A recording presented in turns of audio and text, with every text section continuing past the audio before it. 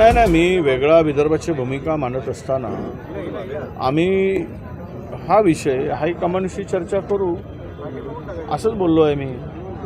आता संजय राऊत कोणाला महत्त्व देत नाही तो त्यांचा प्रश्न आहे.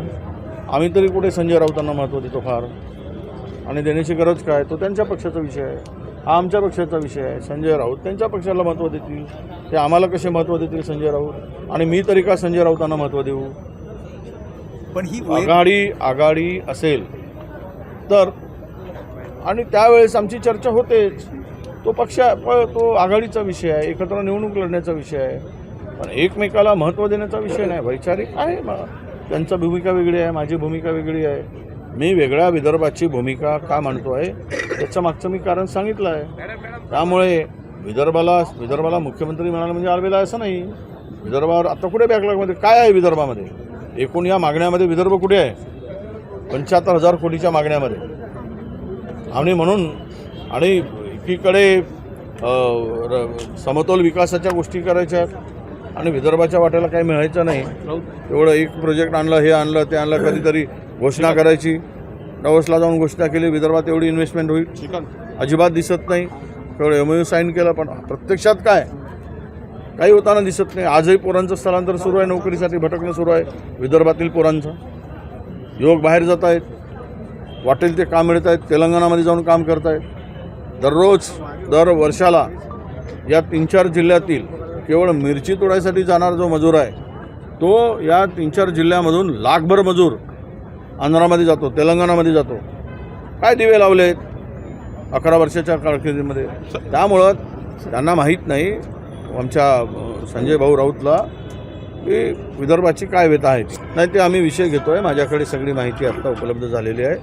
ते रॅकेट कशा पद्धतीनं काम करत आहे, कशा पद्धतीनं मधातला एजंट ट्रायबलमधून म्हणजे बेरोजगार पोरांना कसं पकडून त्यांना दलाल केलं जात आहे, आणि यातून त्या छोट्या कोड्या बालिकेंना लग्नाचं आमिष दाखवलं जातं.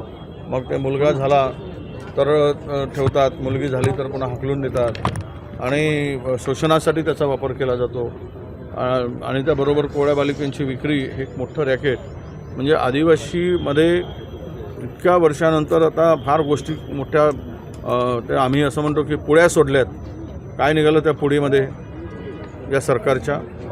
आजही आदिवासी मुलींना आदिवासी पाड्यावर यवतमाळ जिल्ह्यामध्ये जी परिस्थिती निर्माण झाली, छोट्या बालिका गर्भवती सापडल्या. कशासाठी तर त्यांच्या वेशभूषेला लागणाऱ्या छोट्या मोठ्या कारणासाठी. आणि ह्यासाठी जर आज तरुणींचं आदिवासी मुलींचं शोषण होत असेल हे धक्कादायक बाब आहे, प्रचंड धक्कादायक आहे, वेदनादायी आहे.